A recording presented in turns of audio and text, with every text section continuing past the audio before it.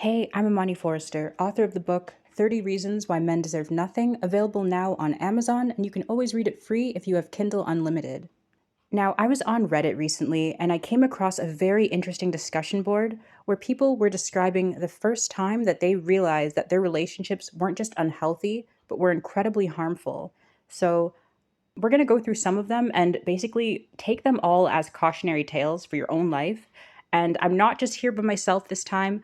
I'm again with Shanice today, so I'm so happy about that. Yay! Hi everyone. Yeah, we're gonna go over these stories and blind react to them. Yes. So before we get started, make sure to like the video, comment, don't forget to subscribe, and share the video as well. It helps so much to support the channel, guys. And let's just jump right in. So the discussion board is actually in r/abusive relationships on Reddit, and it's called What Things Occurred That Helped You Realize Your Relationship Was Abusive and Not Just Unhealthy. So one commenter said, when he called me an idiot for the first time because I made a mistake on a form, he was all panicky and angry and said, I married an idiot. Then kept blaming me that from then on. It reminded me of how my dad talked to my mom. Even then, that was year one. I stayed for 12 years and seen it all. Abuse is a mind F. He was my first love. I'm out and proud. I hope you, OP, are already out or can get out as well. Okay, yeah, that first one, the name calling Mm-hmm. and calling you out your name, and just that's a huge sign. If this person it only kind of gets worse from there, and that's the first year too. That's supposed to be like the honeymoon phase. Um, what's interesting too is that she mentioned that like it reminded her of the way that her father spoke to her mother, and we do know that people kind of tend to enter into relationships that kind of remind them of their parents. Absolutely. um so I mean, I hope that they got therapy, for that maybe. And yeah, that's a huge sign though. For The name real. calling is not just, oh, it's just a slip of the tongue or something like that. Like, no, this is how this person really thinks about you. Yeah, like don't overlook something just because, oh, he was angry. Like he was really panicky in the moment. She stayed for an extra 11 years after that. And again, it's like you said, she had normalized it subconsciously in her mind. She normalized her parents' dynamic. So for 11 extra years, she stayed too long with an awful person. Yep. And don't give them the benefit of the doubt too, because it's like you said, 11 more years and nothing changed. It wasn't like, oh, it's just one situation. It got worse, Mm-hmm. obviously. So this second one says, my first abuser from a decade ago would lecture me for literal hours about how I treated him unfairly or why something wasn't his fault or some such thing. If I tried to speak up, he would accuse me of interrupting him. I started setting a timer on my phone to see how long he would talk at me without allowing me to speak. It was routinely 40 plus minutes at a time. Holy And crap. yeah, and I was usually allowed to say half a sentence before the lecture continued. He also did things like get too physically rough in a jokey way, but then get really angry if I told him to stop. You're making me feel like I did something wrong, and I didn't.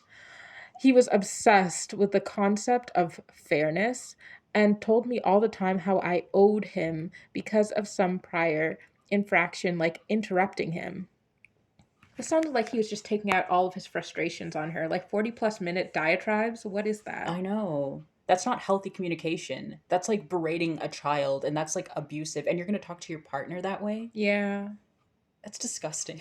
And then secondly, that I hope that everybody realized the second red flag, the whole playing around but being like really rough and hurting of the partner. Um, Even if the partner says for them to stop, it's not funny. I don't enjoy this, and they're just like, oh, I'm just joking around. It's just a joke. Get over it. That's not okay. That's never okay. If your partner is hurting you or something, like that's not a joke. Take it seriously. And take They're it seriously when they don't respect your boundaries. They're angry at your boundaries. 100%, Yeah. 100%. And the concept of fairness, that can be really, yeah, that's a red flag for me too. Me Yeah. too. because certain things, it's like, you know what's not fair too, the fact that like men have like one third more like muscle, is it muscle mass, than women do. So it's like certain things, it's like, well, it's only fair that I can pick up this 100-pound brick and you can too. No, like literally, you we're not made the same physically. So it's like, if like certain things, it's like it's still like that concept of fairness does not apply. Thank you. It's not fair that women and men, will sleep together and the woman has to carry the child. If she gets pregnant, she's carrying the child for 9 months. You can't split Right? it in half. It's not fair that you don't get to carry it for 4.5 months and then the man carries it for 4.5 months. You have to have it all on your own. That's not fair. Thank you.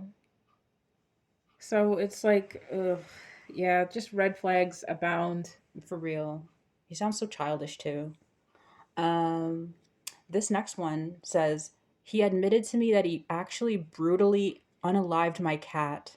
I'm so sorry. That should have been a warning. There should have been a trigger warning for this entire video, but like this guy unalived her cat and told her, and then said that he planned to unalive her 4-year-old daughter, making it look like an accident so he could have 100% of my attention. That made me see things clearly. So he is just these are psychopaths. And then, not to mention, it's like, guys, like these dudes, a lot of the ones, the like, looking for a partner, are looking for mommy, are looking for somebody to give them the attention that, they're used to when they were like children. 100% of the attention. You're a grown man. Like, he's jealous of a I baby. Like, know. guys, these, And a cat. yeah, That's why they hate animals so much. like the dependence, the overly dependence on you. Make sure that your partner is not that, like, if you choose to choose one of these people, make sure that they're not like overly dependent on you. Like these, that's so twisted. Sorry. I don't, I'm barely coherent, but No, you're making sense though. here's the third one. He kept waking me up at night, not often, maybe once a month or so, to argue with me about him feeling neglected or unloved, either because I fell asleep without kissing him goodnight, or not being receptive to his cuddle attempts while I was asleep. Stuff like that. At first, I really, really thought it was a temporary issue. I thought if we can understand each other, he could feel how much I loved him, that he'd stop feeling anxious and be able to sleep next to me. That if I just effectively communicated how much it bothered me when he disrupted my sleep like that, he'd wait to discuss issues later. But it kept happening. I got pretty effing annoyed when it happened in August, and I told him it needs to stop. That this had to be the last time because it was damaging our relationship and affecting my feelings for him. When it happened again in September, I felt like I was taking crazy pills. He knew he un- No, sorry, I knew he understood how much I hated it because he claimed to get it the month prior and agreed that it wasn't a healthy way to resolve conflicts. But, and yet, here we are again. It was the same excuse. He just went down a spiral of self pity and excuse him for not being perfect. I stayed another couple months after that, but it was a turning point. It's what made me think to go to Reddit and ask if this was normal. People telling me it was abusive, selfish behavior really opened my eyes. Yeah, there actually seems to be a pattern. I've read people talking about like abusive partners who will wake them out of their sleep to fight with them. It's an abusive Mm, tactic to disrupt your sleep, and it keeps you kind of disoriented, and it keeps you like you're not as mentally sharp, and that's just part of the like yeah. cycle. Yeah. Oh, that's disgusting. Look, I really value my sleep and rest, so if that happened to me once, it would be over. I would be like, nope, you're out of here. Period. So this next commenter says, almost all my friends and family told me they didn't like him. I was constantly I was constantly defending him, but deep down, I knew something was off. In the beginning, he had blackout rage fits. He changed from Jekyll to Hyde on a dime. Things got better for a while, but they were never great. When I started checking his phone regularly, I realized just how wrong I was and how deep this thing really goes. I recorded everything until I had a folder of files that were just too big to ignore. I've been gone for 1 month today with nearly zero contact.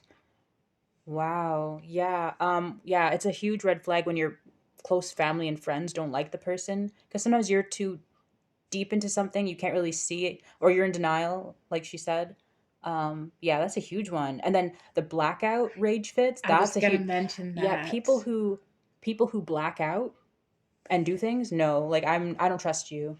I don't trust that you actually did block out. I feel like people use that as an excuse to do bad things and then say that they didn't remember, but that's a huge one for me. Same.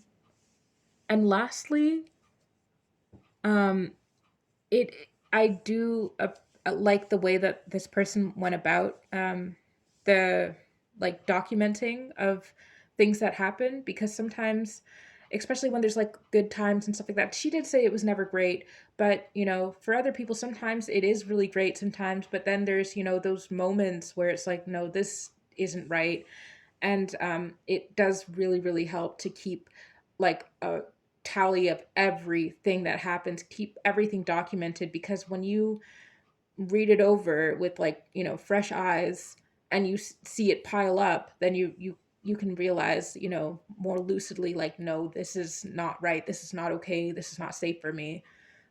So I definitely recommend that. I think that was a smart move. Very smart, yeah. Sometimes you'll gaslight yourself, like it wasn't that bad because like look at this great time we're having. Yeah, Thank you. absolutely. The final one we're going to read in this video is from this commenter who said, "There's been intense love bombing from the start, followed by questionable behavior he insisted he did for my own good. And as my childhood was complicated, I brush and as my childhood was wow. And as my childhood was complicated, I brushed it off. Within 9 months, he moved me in, cut me off from the vast majority of my friends and family, and was in the process of making me totally reliant on him. That I largely excused. But at the 9 month mark, I gently put my hand out to push him out of the way as he sat down to prevent him accidentally sitting on my pet hamster, and he responded by whipping around and punching me in the face, dragging me into another room, and choking me until I passed out. Wow. He claimed he did it because I hit him first. I didn't. Like I said, I literally put my hand out in warning to protect my pet. He also said he didn't actually choke me until I passed out, but that he was choking me and I happened to go into shock and pass out separately, which wasn't his fault. Even then, I knew he was trying to gaslight me, but I was a teenager. I'd been isolated from almost everyone else in my life, sunk what meager finances I had into being with him, and I was desperate to believe him when he told me he was sorry and he'd never do it again. That was 12 years ago, and I wish I could go back and tell her to run as fast as she could. That's horrific. Honestly. Overprotecting your pet. Mm-hmm. But see how quickly, though, like, it's really interesting how quickly he is to set boundaries, because it's like maybe and mind you, I don't think that she was wrong. Like, I've gently, moved somebody out of the way too before. Oh, excuse me, put your hand, on their shoulder or something like that. I've done that before. Um, but it's interesting how that's the boundary he set. It's Yeah. like, you don't touch me. And he enforced his boundaries by nearly unaliving her.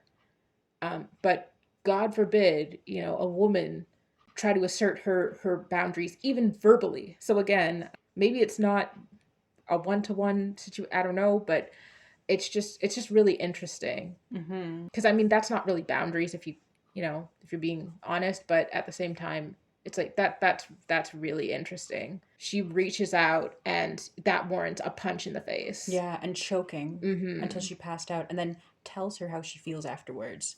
Oh, you didn't Mhm. pass out from me choking you. You passed out because you just went into shock on your own.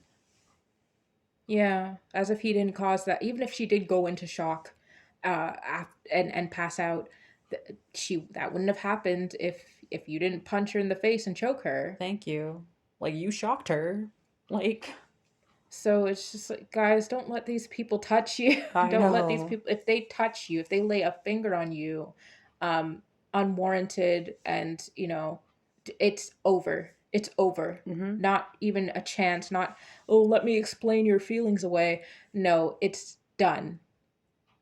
Yeah, one time is enough, especially Mm-hmm. with the choking stuff. There are actual stats about being choked, and it's one of the stats is that a person involved in a domestic violent attack of choking or strangulation is is more than 750% more likely to be unalived by their offender in the next year. And that's according to Gail Starr, a clinical coordinator for the Albuquerque assault nurse examiners. They say it actually takes about 7 seconds of occlusion of the blood vessels to make someone unconscious, and then they start a brain injury. So it's very easy to just be unalive that way. So, um, yeah, pay attention to that and don't take any chances. Don't listen to people trying to tell you that you went into shock, you fell down on your own. Get out of there. Just get out of there. And that woman is lucky to be alive For real. to even write um, that experience. So lucky.